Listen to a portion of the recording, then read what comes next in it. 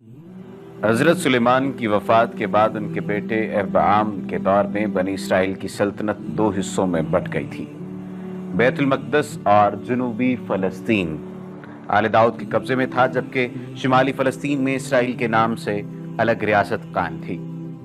میلا یعنی موجودہ لبنان کے بت پرست بادشاہ کی بیٹی ایزابیل سے اسرائیل کے بادشاہ اخیب کی شادی کے بعد ملک میں فسق و فجور اور شرک و بت پرستی کا دورہ ہو گیا۔ قدیم زمانے کے سیاسی اقدام خصوصاً لبنان کی فینیکن قوم کا سب سے بڑا دیوتا بال بت تھا۔ اس کا قد 100 فٹ تھا جو پورے کا پورا سونے کا بنا ہوا تھا۔ بال کے 4 منہ تھے۔ اس قوی ہیکل بت کی خدمت اور دیکھ بھال کے لیے 400 خدام مامور تھے۔ اس بات کی اشتہارات نام کی ایک بیوی بھی تھی۔ اخیب نے اسرائیل کے صدر مقام سامریہ میں بال کا مندر اور مذبح تعمیر کیا۔ سامریہ شہر بلبک کے نام سے مشہور ہوا، جس کی وجہ تسمیہ یہی بات ہے۔ بک بکا کا مخفف ہے، جس کے معنی شہر کے ہیں، اور بیلبک کا مطلب ہے سامی اور عبرانی دونوں زبانوں میں بال کے معنی مالک، سردار، حاکم اور رب کے آئے ہیں۔ اہل عرب شوہر کو بھی بول کہتے تھے۔ بول دیوتا کا شہر یعنی بیلبک کا مطلب یہ بنا بول دیوتا کا شہر۔ بول کی پرستش اور مشرکانہ عقائد کی طرف اخیب کا رجحان دیکھ کر اسرائیل کے شہروں میں اعلانیہ بول کے نام پر قربانیاں کی جانے لگیں۔ بنی اسرائیل کی روایتی گمراہی اور بے دینی کی بات کی جائے تو وہ عروج پر تھی۔ اس زمانے میں اللہ تعالیٰ نے ہدایت اور رہنمائی کے لیے حضرت الیاس علیہ السلام کو مبعوث کیا۔ آپ جلاد کے رہنے والے تھے۔ حضرت الیاس علیہ السلام حضرت ہارون کی اولاد میں سے تھے۔ بائبل نے حضرت الیاس علیہ السلام کا تذکرہ ایلیا کے نام سے کیا ہے۔ حضرت الیاس علیہ السلام نے بنی اسرائیل کو توحید کا درس دیا اور ان سے کہا کہ تم لوگ واحد اور یکتا ذات قادر مطلق ہستی اللہ کو چھوڑ کر بیل کو پکارتے ہو، حالانکہ یہ نہ تو تمہاری حاجت روائی کر سکتا ہے اور نہ ہی کسی قسم کا فائدہ پہنچا سکتا ہے۔ اس اللہ کی طرف لوٹ آؤ جو کہ نہ صرف تمہارا اور تمہارے باپ دادوں کا رب ہے، بلکہ آسمانوں اور زمین اور ان کے درمیان جو کچھ بھی ہے ان کا خالق و مالک ہے۔ قوم گمراہی میں اس قدر مبتلا ہو گئی تھی کہ اس نے حضرت الیاس علیہ السلام کی پرحکمت اور نور سے منور دعوت توحید اور احساس جو انہیں دے دیا گیا تھا کہ اس نے حضرت الیاس علیہ السلام کی پرحکمت اور نور سے منور دعوت توحید اور احساس دلایا گیا کہ وہ گناہوں سے باز آ جائے، شرک و بت پرستی اور دیگر کبھی افعال سے توبہ کر لے اور اپنی رعایا کو بھی اس امر سے باز رکھے، کیونکہ پوری قوم کا گناہ اس کے سر پر ہے۔ اگر وہ باز نہ آیا تو اللہ کے عذاب کا نشانہ بنے گا۔ پوری قوم خشک سالی کا شکار ہو جائے گی۔ لیکن اخیب نے آپ کے پند و نصائح کا ذرہ برابر اثر قبول نہیں کیا اور پیغام حق کو جھٹلاتا رہا۔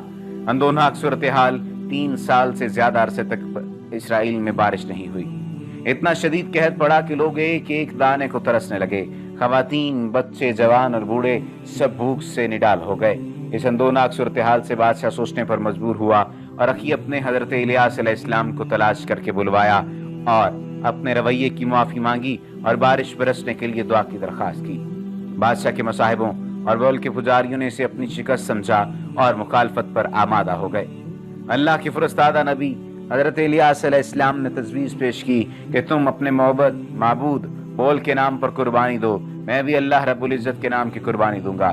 جس کی قربانی قبول ہوگی اسی معبود سے بارش کے لیے التجا کی جائے گی۔ اس زمانے میں دستور یہ تھا کہ قربانی کا جانور ذبح کر کے ایک بلند مقام پر رکھ دیا جاتا تھا۔ قربانی قبول ہونے کی نشانی یہ تھی کہ غیب سے آگ نمودار ہو کر قربانی کے جانور کو جلا کر راکھ کر دیتی تھی۔ جس کی قربانی قبول نہ ہوتی وہ ویسے ہی پڑی رہتی۔ اس طریقے کے مطابق تقریباً 900 افراد جو بول دیوتا کے پجاری تھے کوہ کرمل پر جمع ہوئے۔ ایک طرف پیغمبر حق حضرت الیاس علیہ السلام اکیلے کھڑے تھے، دوسری طرف باطل کے پیروکاروں کا جمع غفیر تھا۔ جانور ذبح کر کے پہاڑ کی چوٹی پر رکھ دیے گئے۔ غیبی آگ نے حضرت الیاس علیہ السلام کی قربانی جلا کر راکھ کر دی۔ حضرت الیاس کی سچائی اور حقیقت اور حقانیت اور خدائے واحد کی وحدانیت کی کھلی نشانیاں دیکھ کر بادشاہ کے اوپر لرزہ طاری ہو گیا اور اس نے حضرت الیاس علیہ السلام سے معافی مانگی اور پجاریوں کے قتل کا حکم دے دیا۔ حضرت الیاس علیہ السلام نے خوشی و خضوع سے اللہ کے حضور بارش کی دعا کی۔ دعا قبول ہوئی اور خوب بارش برسی۔ سارا ملک اتھل پتھل ہو گیا اور خوشحالی لوٹ آئی۔ جان کے دشمن ملکہ اخیب کی بت پرست ملکہ ایزابل نے جب یہ دیکھا کہ اس کے شوہر نے بول کے پجاریوں کو قتل کروا دیا ہے تو وہ حضرت الیاس علیہ السلام کی جان کے دشمن بن گئیں۔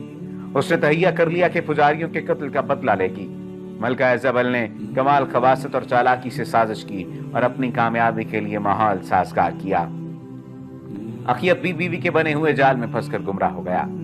بت پرستی پر آمادہ قوم نے ملکہ ایزابل کا ساتھ دیا اور ایسے حالات پیدا کر دیے کہ حضرت الیاس علیہ السلام کا ملک میں رہنا مشکل ہو گیا۔ حضرت الیاس ملک چھوڑ کر کوہ سینا کے دامن میں پناہ گزین ہو گئے۔ حضرت الیاس علیہ السلام نے اللہ تعالیٰ سے عرض کیا، بنی اسرائیل نے تیرے عہد کو ترک کیا اور تیرے مذبحوں کو اٹھا دیا اور تیرے نبیوں کو تلوار سے قتل کیا، اور ایک میں ہی اکیلا بچا ہوں اور وہ میری جان لینے کے در پہ ہیں۔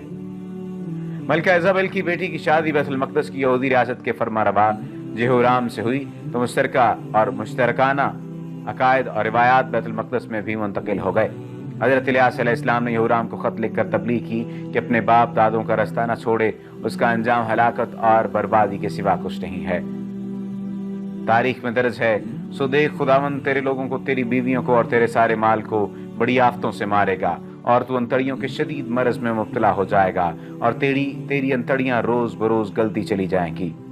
یہورام نے ہدایت اور نصیحت پر کوئی توجہ نہ دی اور بدستور اپنی روش پر قائم رہا۔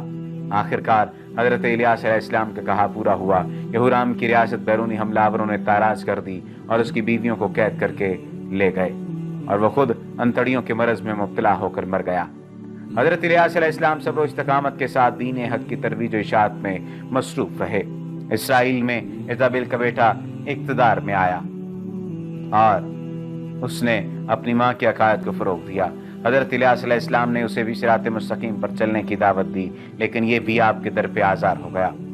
حضرت الیاس علیہ السلام نے جب دیکھا کہ بنی اسرائیل کسی بھی صورت راہ راست پر آنے کے لیے تیار نہیں تو اللہ کے حضور التجا کی کہ تیرے بندے ہیں، سخت گمراہی میں پڑے ہوئے ہیں، تیرے نبی کی بات نہیں مانتے، اب تیری مرضی ہے، تیری مرضی ہے کہ تو انہیں ہدایت دے یا ان پر عذاب نازل کر دے۔ اللہ تعالیٰ کے مطابق جب حضرت الیاس علیہ السلام کی قوم پر عذاب نازل کیا جا رہا تھا تو انہیں آسمانوں پر اٹھا لیا گیا۔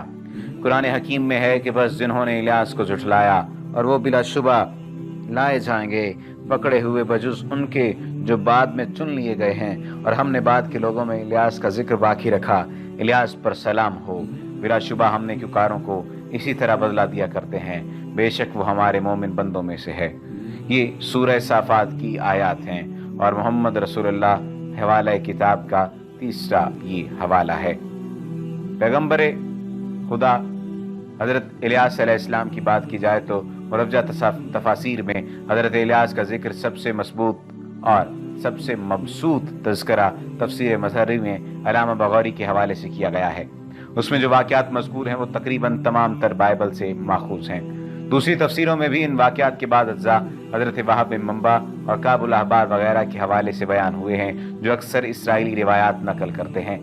ان تمام روایات سے خلاصے کے طور پر جو قدر مشترکی نکلتی ہے وہ یہ ہے کہ حضرت الیاس علیہ السلام نے اسرائیل کے بادشاہ اخی اب اور اس کی رایا کو بول نامی بت کی پرستش سے روک کر توحید کی دعوت دی تھی، مگر وہ ایک حق پسند افراد کے سوا کسی کی بات آپ نے نہیں مانی، بلکہ آپ کو طرح طرح سے پریشان کرنے کی کوشش کی گئی۔ جیسا کہ پہلے بھی آپ کو بتایا گیا کہ اخیب اور اس کی بیوی اسبل نے آپ کو شہید کرنے کا منصوبہ بنا لیا تھا۔ جب حضرت الیاس علیہ السلام کی قربانی قبول ہو گئی تھی اور اس کے بعد اس واقعے کے بعد موسلا دھار بارش بھی ہوئی اور پورا خطہ پانی سے نہال ہو گیا، لیکن اخیب کی بیوی اسبل کی اب بھی آنکھ نہ کھلی اور وہ حضرت الیاس پر ایمان کے بجائے الٹی ان کی دشمن ہو گئی اور اس نے آپ کو قتل کرانے کی تیاریاں شروع کر دیں۔ حضرت الیاس یہ سن کر پھر سامریہ سے روپوش ہو گئے اور کچھ عرصے کے بعد بنی اسرائیل کے دوسرے ملک یہودیہ میں تبلیغ شروع کر دی، کیونکہ رفتہ رفتہ بول پرستی کی وبا وہاں بھی پھیل چکی تھی۔ وہاں کے بادشاہ یہورام نے بھی آپ کی بات نہ سنی، یہاں تک کہ وہ حضرت الیاس کی پیشین گوئی کے متعلق تباہ و برباد ہوا۔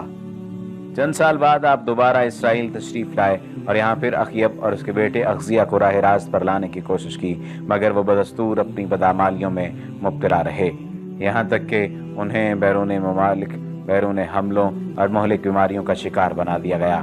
اس کے بعد اللہ تعالیٰ نے اپنے نبی کو واپس بلا لیا۔ بس ثابت ہوا کہ اللہ تعالیٰ کے احکامات جو نہیں مانا کرتا اللہ تعالیٰ اسے عذاب میں مبتلا کر دیا کرتا ہے، اور جو بھی اس کی بات مان لیتا ہے، جو بھی اس کے احکامات پر عمل کرتا ہے، اللہ سبحانہ و تعالیٰ ایک نئے طریقے سے ایک نئے طرز زندگی کو اس کے لیے مختص کر دیتا ہے۔ وما علینا الا البلاغ المبین۔